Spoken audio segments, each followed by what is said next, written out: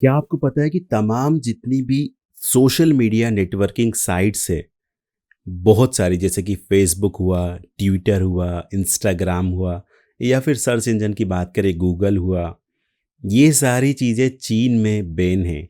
China में इन सब का कुछ भी अलाउंस नहीं है, वहाँ पर ये सारी साइट्स नहीं चल सकती हैं। लेकिन फिर भी आपको ऐसा नहीं लगता कि बार-बार फ़ेसबुक हो, गूगल हो, यूट्यूब हो या फिर अब ताज़ा नाम ट्विटर हमेशा चाइना की सपोर्ट करते हैं? जी हाँ दोस्तों, एक ताज़ा मामला आया है अमूल कंपनी का। आपको बता दें कि अमूल का एक ट्विटर पर एक अकाउंट है और आप सबको पता है कि अमूल किस तरह से जो देश की पूरी भावनाएं होती है, उन भावनाओं को व्यक्त करता है वो अपने कार्टून के ज़रिए। वो अपने एक चित्र के ज़रिए जिसमें एक अमूल गर्ल होती है और वो अपनी अलग-अलग एक्टिविटीज़ बताते हैं, चाहे वो 26 जनवरी हो, 15 अगस्त हो, रक्षाबंधन हो, ईद हो, दिवाली हो, सब जगह देश का मूड उन कार्टून के ज़रिए वो सबको बताती है।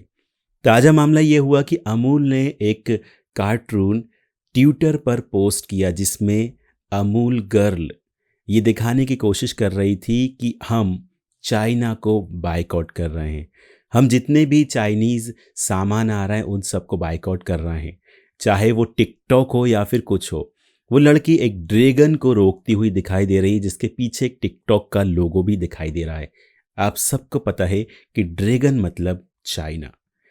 उस लड़की के हाथों में एक तख्ती भी है जिसमें लिखा हुआ है मेड इन इंडिया, यानी कि अमूल दूध इंडिया का है, इंडिया में बनता है और इंडिया के लोगों द्वारा कंज्यूम किया जाता है।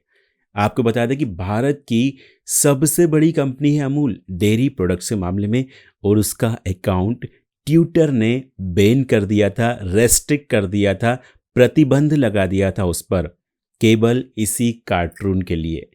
ट्विटर को आखिर इससे क्या परेशानी है? जब इस बारे में ट्विटर से बात की गई तो उन्होंने बोला कि नहीं, हमें कोई परेशानी नहीं है। तो उनसे पूछा गया तो अगर आपको कोई परेशानी नहीं है तो आपने इस तरह से क्यों उनके अकाउंट को रेस्ट्रिक्ट किया था? और जो अमूल के जो बड़े अधिकारी हैं उन्होंने भी यही बात कही कि अगर आपको इस कार्टून से हमसे कोई परेशानी थी तो आप हमको मेल करते या पहले हमको सूचित करते। और इस घटना के बाद से पूरे देश में जो गुस्सा चाइना के लिए था वैसा ही गुस्सा अब ट्विटर के लिए चल पड़ा है। लोग बायकॉट ट्विटर की डिमांड कर रहे हैं, लोग बोल रहे हैं। और एक सीधी सी बात है कि जब ट्विटर ना तो आप इंडिया के हो और ना ही आप चाइना के हो, ना तो आप चाइनीज़ कंपनी हो ना ही आप इंडियन कंपनी हो, आप किसी दूसरे देश की कंपनी हो, तो ना तो आपको सपोर्ट में बोलना चाहिए और ना आपको विरोध में बोलना चाहिए। आप तो एक सिर्फ लोगों का मैसेज लोगों तक पहुंचाने का एक माध्यम हो, तो आप किसी की सपोर्ट या फिर किसी का विरोध क्यों कर रहे हो?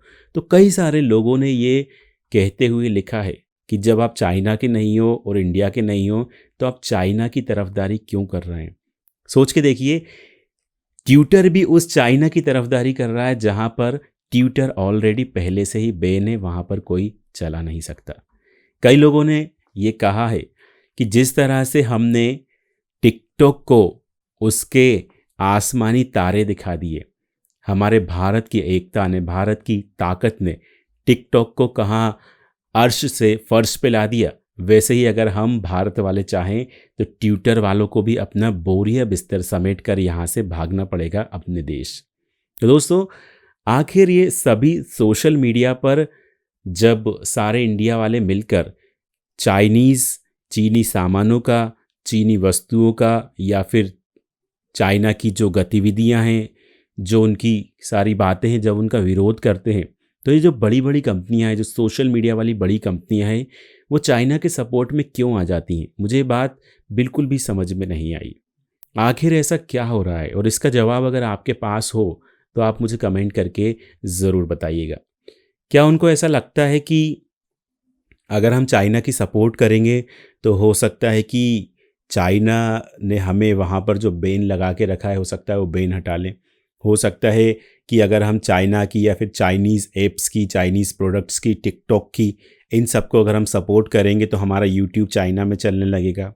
या फिर हमारा ट्विटर चाइना में चलने लगेगा, या फिर हमारा गूगल वहाँ पर चलने लगेगा, फेसबुक वहाँ पर चलने लगेगा। तो इस तरह की जो तमाम चीज़ें हैं वो, मतलब जो इस तरह की एक जो मानसिकता, जो लहर जो उठती है लोगों में, जो चीनी विरोधी वाली, वो जहाँ जहाँ जिन जिन सोशल मीडिया को जहाँ तक वो कर सकते हैं उनको हटाने की कोशिश करते हैं, वो ट्रेंड को गिराने की कोशिश करते हैं। वो इन सारी सामग्री को ट्विटर से, फेसबुक से, गूगल से और यूट्यूब से हटाने की कोशिश करते हैं ताकि ये बड़ा माहौल ना बन पाए और चीनी कंपनियों को बहुत ज़्यादा नुकसान ना हो पाए। लेकिन दोस्तों, आप डीमोटिवेट मत होइएगा। अपना जो कैंपेन है इसी तरह से चलाते रहिएगा। एक ना एक दिन हमारे देश में भी वो क्रांति आएगी और हमारा देश भी चीन की तरह सबसे ज़्यादा एक्सपोर्ट करेगा। सबसे ज़्यादा प्रोडक्ट्स हमारे भारत में बनेंगे। सबसे ज़्यादा कंज्यूम लोग जो भी सामान है वो इंडिया का करेंगे, क्योंकि इंडिया अभी युवाओं का देश है। और चीन के मन में ईमानदारी बिल्कुल भी नहीं है। चीन के दिमाग में पूरी तरह से बेईमानी भरी हुई है। और भारत के युवा बिल्कुल ईमानदार हैं। वो चीनियों की तरह इतने बेईमान नहीं हैं, जहाँ पर गटर से सारा सड़ा हुआ माल निकाल कर उसका ऑयल बनाकर वो लोग बेच देते हैं और वही लोगों को खिलाते हैं। हम लोग इंडियंस उन चीनियों की तरह इतने बेईमान नहीं है कि वो वहाँ के डेयरी प्रोडक्ट्स में, वहाँ की फ़िश में वो लोग जेलेटिन मिलाते हैं, वो लोग पानी भर देते हैं। हम लोग उनकी तरह इतने बेईमान नहीं है कि वो लोग अंडा बना लेते हैं केमिकल्स से। हम लोग इतने बेईमान नहीं हैं कि वो हर चीज़, चाहे वो दारू हो, चाहे वो शराब हो, चाहे डेयरी प्रोडक्ट्स हों, चाहे कपड़े हों, हर चीज़ में वो लोग मिलावट करते हैं। और चीनियों का जो नकली माल का धंधा है वो बहुत ज़ोरों से चलता है। लेकिन भगवान के घर देर है, अंधेर नहीं है। हमारा भारत देश, जो जिसका इतिहास कल भी स्वर्णिम अक्षरों से लिखा गया था, आज भी लिखा जा रहा है और एक दिन हम चीन से आगे जाकर ही रहेंगे। तो दोस्तों, यही तक था हमारा आज का वीडियो, हमारा और आपका साथ। कल फिर मिलेंगे हम एक नए वीडियो के साथ, एक नए सब्जेक्ट के साथ। तब तक के लिए जय हिंद।